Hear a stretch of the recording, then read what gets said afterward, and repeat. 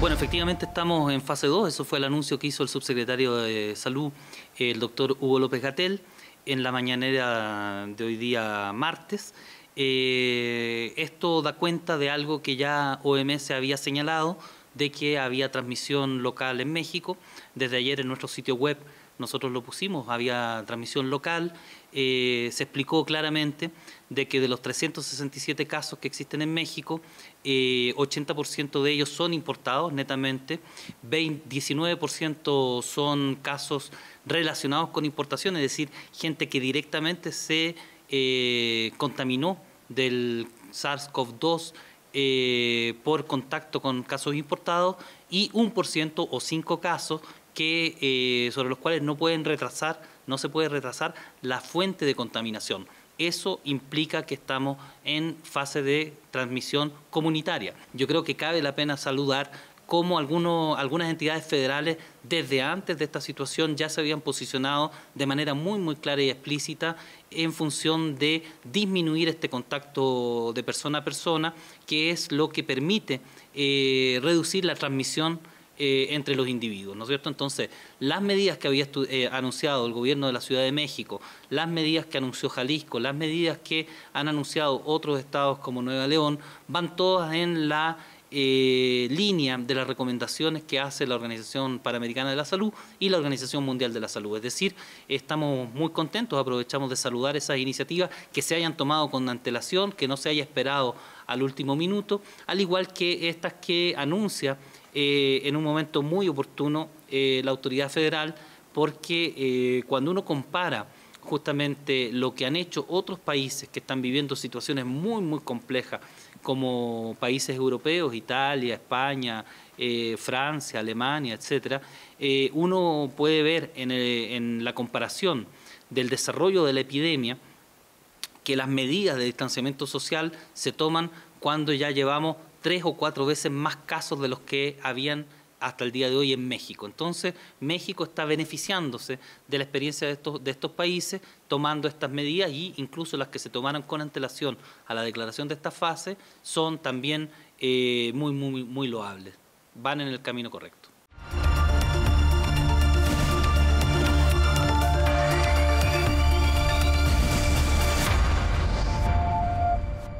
La primera medida de distanciamiento social es la de respetar este espacio de 1,5 metros entre las personas, sobre todo cuando estamos en espacios públicos, pero también es algo que debiéramos aplicar en la casa y, por supuesto, si nos encontramos en el trabajo. ¿Por qué 1,5 metros y no 1 metro o 2 metros? Bueno, recordemos que el virus, el nuevo coronavirus, este que se llama SARS-CoV-2, que causa la enfermedad COVID-19, se transmite a partir de gotas. Las gotas que una persona infectada dispersa al hablar, al toser, al comunicarse. Estas gotas no van nunca más allá de 1 metro. Entonces, cuando decimos una distancia de 1,5 metros, nos estamos poniendo a salvo. Y esto evidentemente reemplaza totalmente la necesidad de usar mascarillas si es que no estamos infectados con el virus, porque la mascarilla lo que hace es también justamente tratar de evitar que esas gotas se expandan en el medio ambiente inmediato, en el entorno inmediato de todos y cada uno. Entonces, es mucho más efectivo que una mascarilla el respetar esta distancia social.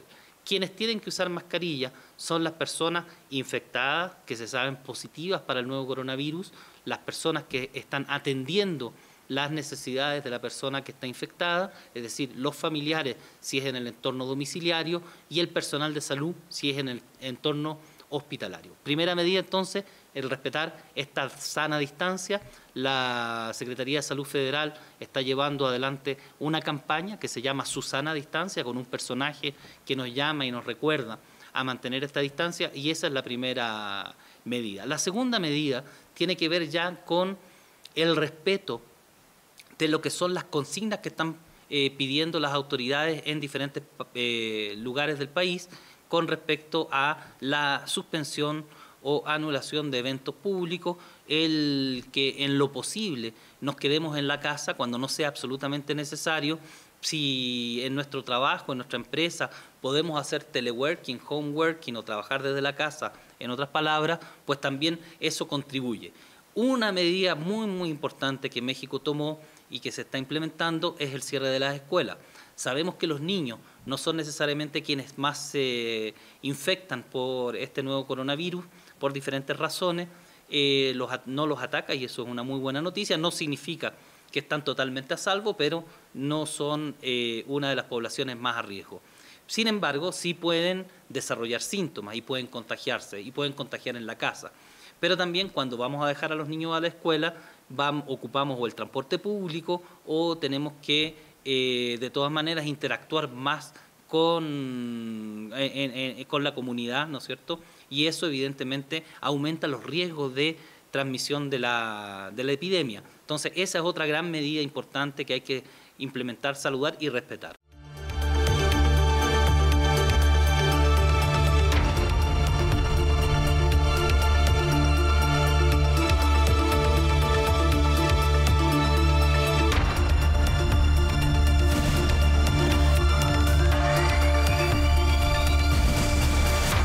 En función de las medidas que tienen efecto en la salud pública, es decir, estas medidas que permiten disminuir la dinámica de dispersión de la epidemia, se encuentra toda una panoplia, toda una gama de intervenciones que se deben ir tomando, se pueden ir tomando y se deben ir tomando según las circunstancias. Evidentemente que en algún momento, en algunos países, se ha incluso llegado, como en Chile, por ejemplo, al toque de queda. En este momento hay toque de queda entre las 10 de la noche y creo que a las 5 de la mañana nadie puede transitar en las ciudades en Chile.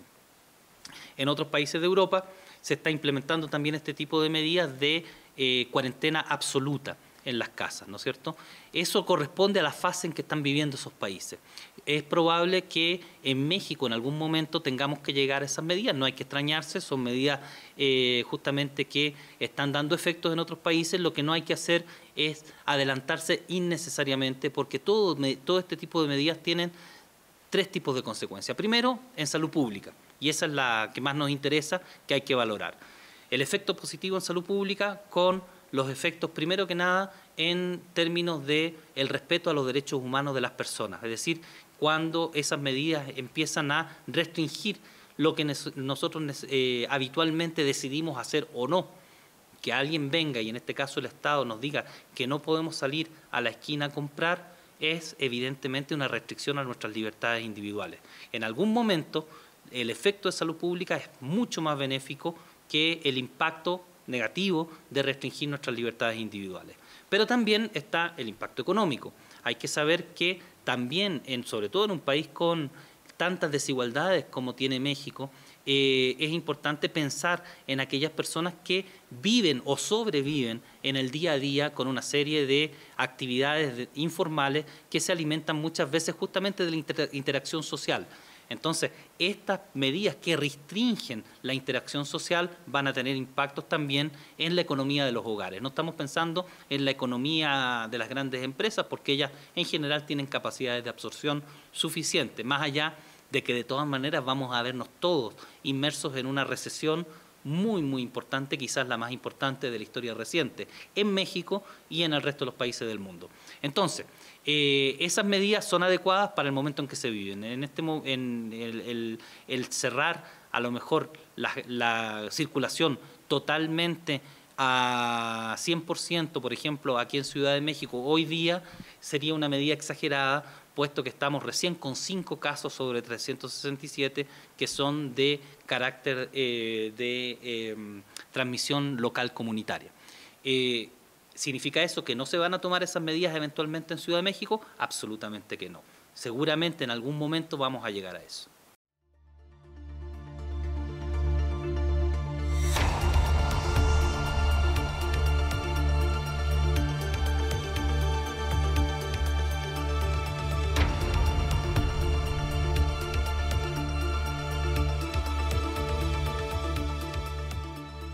Como decía yo, estas intervenciones de restricción de la interacción social, de disminución de la interacción social, tienen impactos siempre que son positivos en salud pública y tienen impactos negativos. Es decir, no son intervenciones ganador-ganador, tienen efectos negativos importantes. Entonces, hay que evaluar muy bien cuándo uno las quiere aplicar. Yo diría que no hay un momento así mágico que uno pudiera decir a partir de tal número de casos o de tal proporción de casos hay que hacer A, B o C. Lo que más bien nosotros recomendamos es que en función de cada uno de los escenarios se consideren toda una serie de medidas que van escalando, ¿no es cierto? Y eso es un poco lo que está sucediendo en todos los países. Ahora, ¿qué pasa? Resulta que México tiene la fortuna de ser un país en el cual esta epidemia de coronavirus SARS-CoV-2 está llegando con retraso respecto a otros países, con retraso a lo que pasó en China y en Asia del Sudeste, donde entre el mes de enero y hasta mediados de febrero, la tercera semana de febrero, podemos decir que se expresó con mayor fuerza el pic de la epidemia, y hoy día tenemos además Europa, que es donde se están generando el mayor número de casos y el mayor número de muertes, lamentablemente. Recordemos que en las últimas 2 semanas ha doblado el número de casos, es decir, la epidemia no está disminuyendo en intensidad, está acelerándose. Ahora, en todas las Américas tenemos casos y en la mayoría de los países o se está en fase 2 o ya se está avanzando en fase 3 de epidemia generalizada. Pero esto está sucediendo justamente con un par de semanas de retraso con respecto a México, lo cual nos da una gran ventaja. Nos da una gran ventaja a todos para entender cómo reaccionar, entender de qué se trata, ya no enfrentar esto con el miedo o el pánico, sí con el respeto que se necesita, porque es un virus que causa una enfermedad que puede ser muy grave, que puede ser incluso en una pequeña proporción de los casos mortal, pero efectivamente cuando hablamos de un nuevo virus para el cual no tenemos vacuna y para el cual no tenemos cura, efectivamente que es una situación que a todo el mundo nos debe preocupar, angustiar hasta cierto punto, pero que no tiene que dejarnos caer en pánico. Entonces, estas medidas fuertes de restricción tienen que ir adoptándose en función de eso, y México, con el anuncio de hoy día, con los anuncios de la jefa de gobierno de la Ciudad de México ya del fin de semana y del viernes pasado, con los anuncios que se están haciendo en Jalisco, en Baja California, en Nuevo León, etcétera, creo que estamos un paso adelante ocupando esta experiencia que nos viene de los países por donde ya ha transitado esta enfermedad.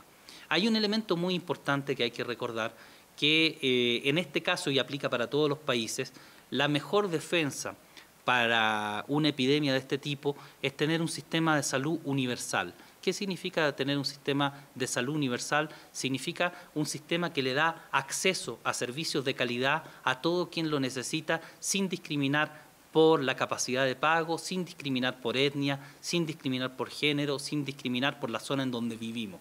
Este tipo de sistemas acompañan el acceso universal a servicios de calidad con cobertura universal de salud. En México estamos viviendo un proceso de transición o de aceleración del sistema de salud hacia un sistema de salud universal.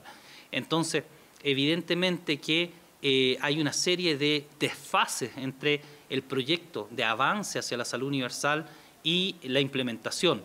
Nos llega esta epidemia en ese momento. Entonces, es verdad que México va a estar mucho mejor preparado aún cuando este proceso de consolidación del acceso universal a la salud y de la cobertura universal de salud sea una realidad.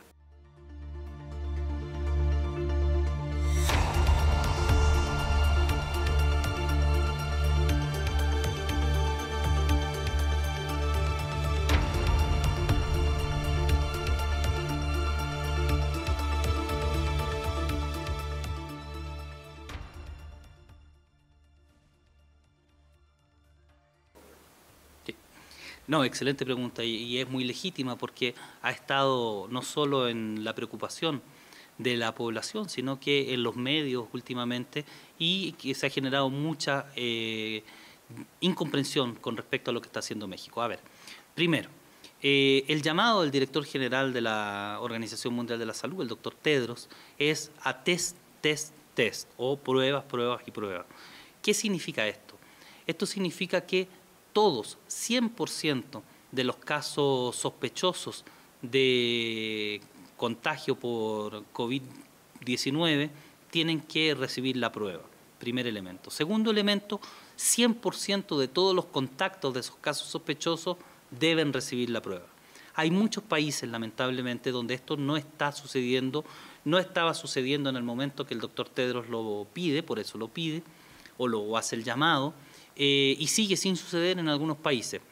En México sí se está cubriendo todos los sospechosos, los 367 casos confirmados vienen de ahí, de haber recibido una prueba, y los 1000 y tantos casos que se han testeado y que han resultado negativos, también vienen de esa búsqueda de contactos. ¿Qué es lo que es un caso sospechoso? Porque eso es lo que define si necesitamos el test. Hasta ayer, el caso sospechoso se define como toda aquella persona que presente alguno de los síntomas propios del COVID-19 y además haya viajado a un país donde hay transmisión comunitaria.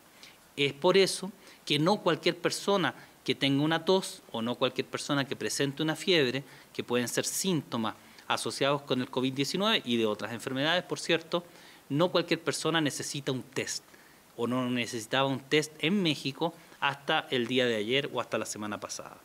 Entonces, primero que nada, digamos que México ha sido totalmente coherente con el llamado del director general de la OMS. 100% de los casos sospechosos se han sido testeados y 100% de los contactos de los casos confirmados. Ahora, además, México ha desplegado un sistema de vigilancia centinela. Hay 475 instituciones de salud a través del país que están sistemáticamente todo el tiempo, todos los años, haciendo pruebas a la población que se presenta ahí con respecto a algunas enfermedades tipo influenza o como la influenza. Entonces, esa capacidad que tiene México para buscar activamente casos relacionados con enfermedades similares al COVID-19 es la que ha permitido montar sobre este sistema un algoritmo en donde también se testea por COVID-19. Entonces, por SARS-CoV-2, por el virus que causa la enfermedad COVID-19. Entonces, este despliegue que hay territorialmente nos permite, o le permite a las autoridades más bien, saber si hay circulación interna o no, más allá de los test que se están haciendo, como decía yo, a los sospechosos y a los contactos de los sospechosos. Entonces, ese otro objetivo que busca el hacer pruebas, que es el de alimentar las decisiones de salud pública respecto a las medidas que hay que tomar porque la epidemia está conociendo una aceleración en una parte del territorio o en otro, pues bien, están totalmente respaldadas por evidencia a partir de este sistema de vigilancia centinela. Por cierto, México es uno de los 2 países en el mundo donde se está haciendo esto, no cualquier país lo puede hacer, se necesita un sistema de vigilancia epidemiológica muy fuerte y de capacidad de testeo y de laboratorio muy sólida como la que tiene México. Ahora, en un escenario 2, esta situación cambia. En un escenario 2, donde ya la transmisión es local, normalmente lo que debiera suceder es un cambio en la definición de caso sospechoso. Un cambio ¿en qué sentido? En toda lógica, debiera de considerarse sospechoso cualquier persona que presente un síntoma relacionado con el COVID-19 y que haya estado en una zona donde hay transmisión comunitaria. Y ya sabemos que la hay en México, la conocemos por estado, estamos a la espera de la nueva definición de casos, que todavía no sale, pero suponemos que hoy día o a más tardar mañana tendremos una nueva definición de casos que debiera ir en este sentido y que evidentemente va a abrir la necesidad de hacer testeos mucho más masivos, evidentemente. Las autoridades anunciaban la semana pasada que estaban en condiciones de ya disponer esta semana de más de 120.000 test. Esos 120.000 test son para el inicio de la fase 2, probablemente se van a necesitar más mientras se siga desarrollando el escenario 2 y eventualmente, eso también hay que entenderlo, cuando lleguemos a la fase 3, probablemente ya testear va a ser innecesario, porque recordemos que el objetivo de pruebas es conocer por dónde viene la epidemia.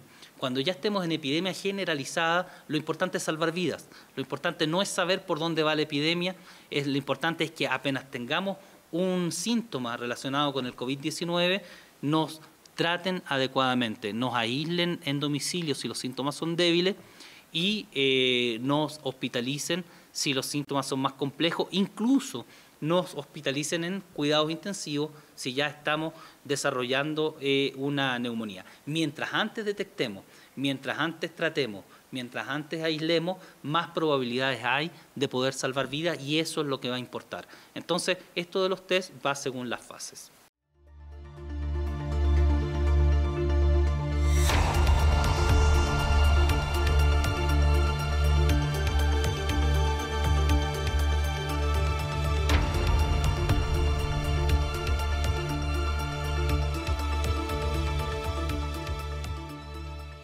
En términos muy explícitos, la autoridad no solo de salud, sino que las autoridades nacionales, la más alta autoridad del país, el señor presidente ha dicho que dinero no va a faltar para luchar contra este desafío que representa el COVID-19. Es decir, los recursos financieros deberían fluir sin la restricción de la llamada política de austeridad. Eso es lo que nos han dicho las autoridades. Hoy día en la mañanera estaba el señor secretario de Hacienda asegurando cómo se van a distribuir los nuevos recursos. Incluso hay recursos que han pasado del IMSS a las Fuerzas Armadas y del ISSSTE a las Fuerzas Armadas para poder operar algunos de los nuevos hospitales que vienen a reforzar la capacidad del sistema de salud a responder a las necesidades de la población. Ahora, aquí hay varios elementos que es importante señalar. El primero es que muchos países con sistemas de salud extremadamente sólidos y desarrollados, como podríamos pensar que son los sistemas de salud de Alemania, de Francia, de Gran Bretaña, de España, de Italia, etcétera, se están viendo confrontados a situaciones inéditas, en donde ni siquiera están siendo capaces de responder a todas las necesidades que está generando este fenómeno. Entonces, primer mensaje segundo mensaje, primer mensaje es que sí parecieran haber los recursos financieros. Segundo mensaje es que a pesar de la existencia de los recursos financieros, dependiendo en cómo se dé la progresión de esta epidemia, podríamos vernos confrontados todos aquí en México a una situación de sobrepaso de las capacidades del sistema de salud. Y para eso también tenemos que estar conscientes de lo que viene. Ahora, un tercer elemento que es muy importante, que las autoridades lo han reiterado, ha habido mucha transparencia en explicitar los modelos de previsión epidemiológica con los que están trabajando. ¿Cuáles son las premisas de estos modelos de previsión epidemiológica? Es una tasa de ataque de 0,2%. ¿Qué es una tasa de ataque? Una tasa de ataque es aquellas personas que se van a ver infectados por el SARS-CoV-2 que van a desarrollar la enfermedad COVID-19 y con síntomas. Entonces, de esa tasa de ataque, uno deriva el número de personas que van a verse sintomáticas. De esas sintomáticas, si la epidemia se comporta como en China, 80% van a tener síntomas leves, 14% van a tener síntomas suficientemente complicados para requerir hospitalización y entre un 5%, un 6% e incluso un 7% van a requerir cuidados altamente especializados en una unidad de cuidados intensivos. Aquí en México la previsión es con 6%, la previsión del gobierno federal.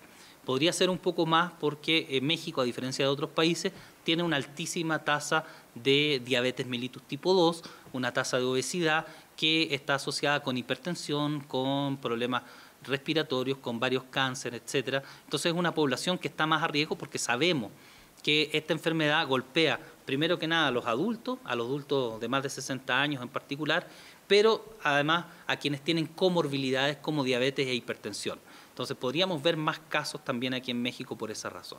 Entonces, una vez que tenemos los escenarios, hay que contrastarlo con las capacidades, cuántas camas disponibles hay, cuántas camas de cuidados intensivos hay.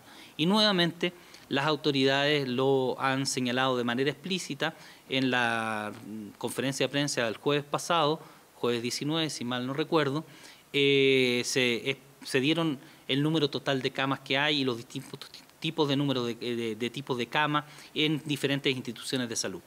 Hay un plan de reconversión hospitalaria también, es decir, que frente a enfermedades, frente a situaciones que pueden requerir, o sea, pueden necesitar sin poner en riesgo vital a la persona, que se posterguen, probablemente se van a postergar para privilegiar la liberación de camas y de capacidades para atender a quienes tienen el COVID-19. Ahora, además de camas, se necesitan insumos, se necesitan medicamentos, se necesitan mascarillas, se necesitan equipos para proteger al personal de salud, que es fundamental en este tipo de situaciones. Y además se requieren recursos humanos capacitados, porque no sacamos nada con que los recursos humanos tengan todo lo que necesiten y estén las camas disponibles, si esos médicos y esas enfermeras entran en pánico porque no saben cómo atender a un paciente, no quieren contagiarse, etc. Entonces, se necesita además formar a esos recursos humanos. Entendemos que todos esos procesos de logística para asegurar los insumos, de planificación para liberar y asegurar las camas que sean necesarias y de formación están en curso. Ahora, la gran pregunta es, ¿todos estos procesos van a estar a tiempo para cuando llegue la epidemia? Pues bien, ahí lo que podemos decir es que según lo que entendemos de los análisis de la Autoridad Federal de Salud, es que hay en este momento en México todos los recursos necesarios para cubrir las necesidades del escenario 1, del cual acabamos de salir, y las del escenario 2, y sobre todo del escenario 2A, es decir, la primera fase del escenario 2, y que hay procesos de compra en curso para cubrir las necesidades del escenario 3. Ahora, el escenario 3, que es el de epidemia generalizada, no da lo mismo según el tiempo en el cual él se exprese. Entonces, podemos tener el mismo número de personas que necesitan hospitalización y que necesitan cuidados intensivos, pero no da lo mismo que todas esas personas lo necesiten en el espacio de 2 semanas que lo necesiten en el espacio de 3 o 4 meses. Y la apuesta que están llevando adelante las autoridades mexicanas en este momento es que en México tengamos una epidemia más larga que en otros países, pero más espaciada en términos de la cantidad de casos en el tiempo. Es decir, que en vez de que los X casos, 10.000 casos que van a requerir o 7.000 casos que puedan requerir cuidados intensivos, lo requieran en el espacio de 2 o 3 semanas, no es lo mismo que si lo requieren en 3 meses. ¿Qué significa? Concretamente, que si yo me enfermo y necesito esos cuidados, ojalá me enferme en un momento 1 y luego cuando le toque a otra persona enfermarse sea 2 o 3 días después, cosa de que yo ya haya liberado la cama, el ventilador, los recursos humanos que estoy utilizando. ¿Hay 100% de seguridad que eso vaya a suceder así? Nosotros desde la Organización Panamericana de la Salud y de la Organización Mundial de la Salud, y estoy seguro que las autoridades federales también lo ven así, no hay 100% de seguridad de que eso suceda de esta forma. Entonces sí tenemos que prepararnos para situaciones muy, muy complejas. Entendemos que se están haciendo las cosas bien, pero la planificación solamente se puede evaluar una vez que las circunstancias se presentan. Y ahí vamos a poder decir si se habían hecho 100% bien las cosas o si algunas cosas fallaron. Algunas pueden que hayan sido fallas de la planificación misma, otras van a ser fallas debido a la propia dinámica de la epidemia y otras son las fallas típicas que conoce todo sistema de salud cuando se pone en tensión, como seguramente lo vamos a vivir en México en los próximos semanas y meses.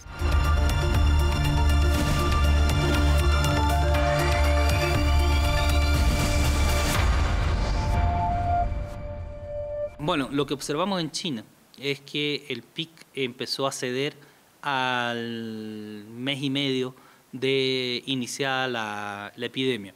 Ahora, también estamos pensando en el mes y medio cuando pensamos en el mes de enero, que fue cuando realmente se empezó a hablar de esto a nivel internacional con más fuerza.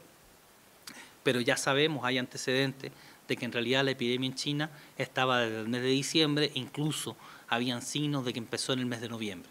Entonces podemos imaginar que en 2 meses y medio empieza a ceder la epidemia, o sea, se alcanza el pic y empieza a bajar el número de nuevos casos, y como está sucediendo hoy día en China, ya solo están teniendo casos importados.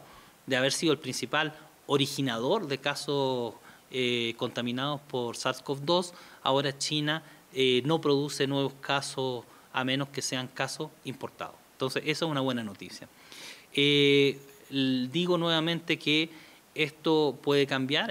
Estamos viendo que la dinámica de aceleración de la epidemia en Italia y en España no está siguiendo la misma dinámica que en China. Está siendo muchísimo más fuerte y todavía no vemos el declive del número de casos o del número de fallecimientos. Todavía están avanzando, lamentablemente, con una curva muy, muy abrupta en términos de número de casos y muertes por día.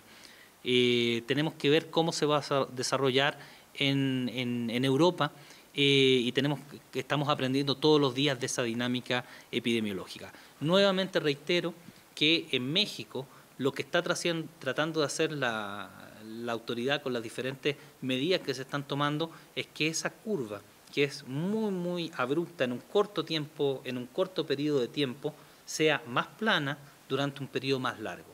Entonces, normalmente, si resulta lo que se está haciendo aquí en México, vamos a tener un periodo epidémico probablemente mucho más largo que 2 meses o 2 meses y medio o 3 meses, pero también con una expresión de los casos y de los casos graves más pausada en el tiempo, lo que le va a permitir al sistema de salud responder mejor.